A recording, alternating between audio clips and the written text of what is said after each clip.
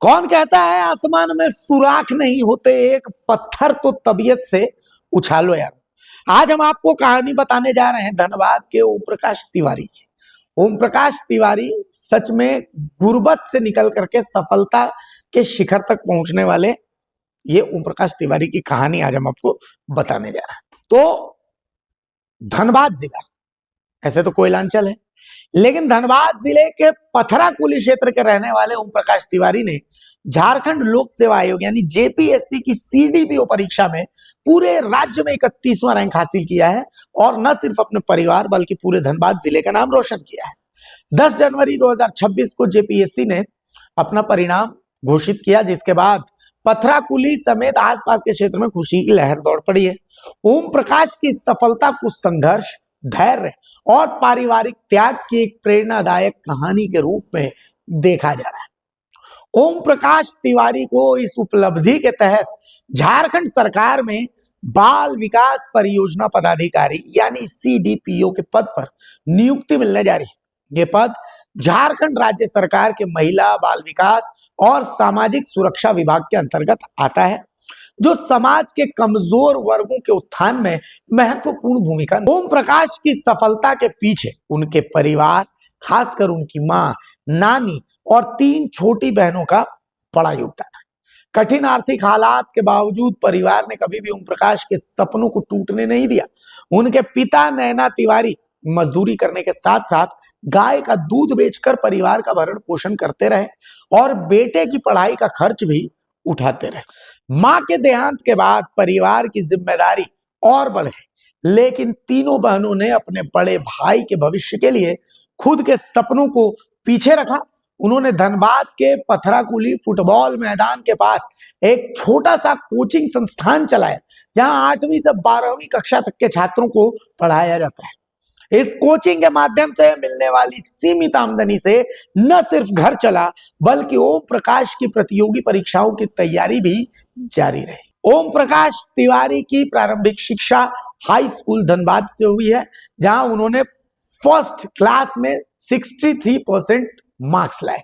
इसके बाद उन्होंने डॉक्टर श्यामा प्रसाद मुखर्जी कॉलेज से आईएससी की पढ़ाई भी प्रथम श्रेणी में पूरी की। आगे चलकर उन्होंने मगध यूनिवर्सिटी गया से गणित ऑनर्स में ग्रेजुएशन की डिग्री प्राप्त की और वो प्रथम श्रेणी के साथ सरकारी स्कूल से पढ़ाई शुरू कर यहां तक का सफर तय करना आसान नहीं था, लेकिन ओम प्रकाश ने कभी हार नहीं मानी और आज ओम प्रकाश झारखंड में एक अधिकारी बन चुके हैं।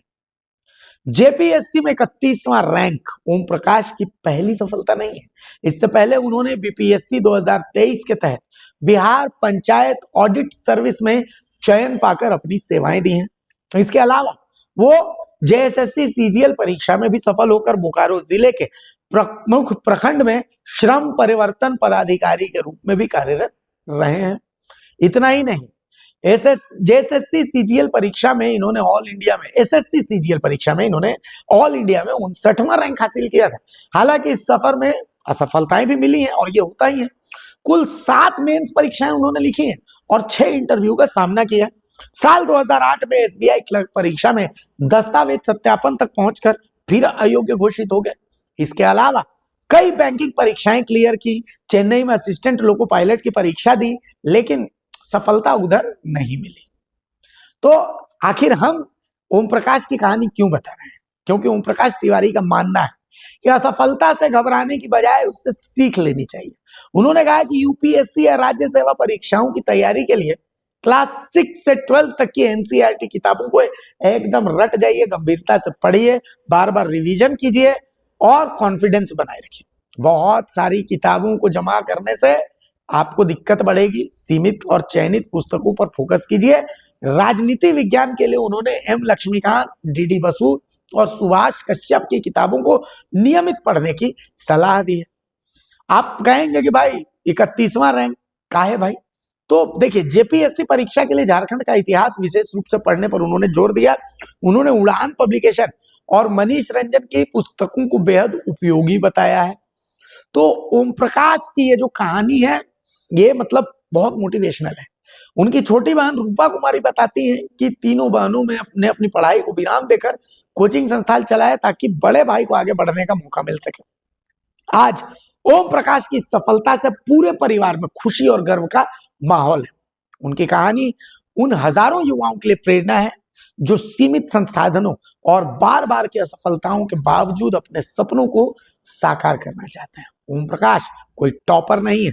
ओम प्रकाश के पास रिसोर्सेस बहुत ज्यादा नहीं है, लेकिन अगर आप में इच्छा शक्ति है, हार न मानने का जज्बा है और सबसे बड़ी चीज आपके पास परिवार है, तो आपकी सफलता कोई नहीं रोक सकता। सबसे पहले तो सबका आशीर्वाद प्राप्त करने के लिए मैं आप सबका आभारी हूँ। आपने आशीर्वाद दिया, मुझे प्राप्त हुआ, जिसके लिए मैं आभार ज्ञापन करता हूँ। जी, मेरा जेपीएससी में 31वां रैंक आया है, जिससे मैं अब जो है झारखंड में महिला बाल विकास और सामाजिक सुरक्षा विभाग में बाल विकास परियोजना पदाधिकारी के रूप में अपनी सेवा प्रदान करूँगा। इससे पूर्व मैं झारखंड JCCGL के माध्यम से जो श्रम प्रवर्तन पदाधिकारी के रूप में जो है बोकारो जिले के बेरमो प्रखंड में प्रतिनियुक्त हूँ।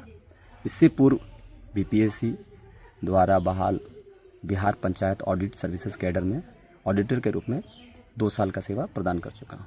जी, ये जो मेरी छोटी सी उपलब्धि है, इसके पीछे जो है मेरा पूरा परिवार, मेरे स्वर्गीय माता जी, मेरी स्वर्गीय नानी जी, मेरे पिताजी और मेरी सभी छोटी बहनें जो है अथक रूप से लगातार मुझे जो है सपोर्ट करती रहीं। मेरे असफलताओं में जो अवसाद होता है, उनको उन्होंने हमेशा जो है पॉजिटिव वे में मुझे सपोर्ट किया। हमेशा जब मैं घबराता था तो उन लोगों ने हमेशा जो है अपना जो है सपोर्ट हमें मुझे प्रदान करती रही और लगातार असफलताओं से जूझते हुए मैंने अपने जीवन में विभिन्न प्रतियोगिता परीक्षाओं में अपना जो है अपीयरेंस दिया। मैंने समग्र रूप से कहा जाए तो मैं 7 मेंस और 6 इंटरव्यू अपीयर कर चुका हूँ।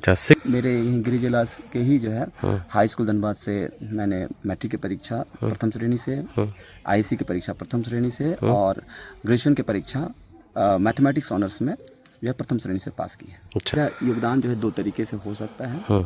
एक तो है जो ऑफिशियली मैं जो पद धारित करूंगा, उसकी जो मर्यादा जो है उसको अपने कर्तव्यों का निष्ठापूर्वक निर्वहन करूंगा। एक तो ये हो गया, और दूसरा जो कि मैं अपने बेरोजगारी के दिनों में अध्यापन का कार्य कर रहा था, उसको मैं अपने माध्यम से या अपने जो भी होंगे, जो मेरे अनुज होंगे, जो मेरे भाई बहन या मेरे जो भी हमारे विद्यार्थीगण हैं, उनको मैं हर तरह से हर संभव यानी कहने का मतलब जो मुझसे संभव हो पाएगा मैं उनको प्रयास करूंगा। और मेरा एक सपना पूरा मेरी मम्मी का सपना थी, जो सपना मेरा कम मेरी मम्मी का ज़्यादा था, मेरी माता जी का ज़्यादा था, तो उनका सपना IAS का था, तो वो मैं कभी अटेम्प्ट ही नहीं दे पाया। मतलब मुझे उसमें मतलब मैं कहूँगा उस तरह का मेरे पास टैलेंट ही नहीं था, मैं झूठ नहीं कहूँगा, मैं उतना सक्षम नहीं था। तो वो अपूर्ण सपना है और वो अपूर्ण सपना मैं अपने विद्यार्थियों से वो हासिल करवा करके उनको उस मुकाम तक पहुंचा कर जो मैं नहीं पहुंच पाया, वो सपना उपलब्धि जो है मैं हासिल करवाऊंगा उनसे,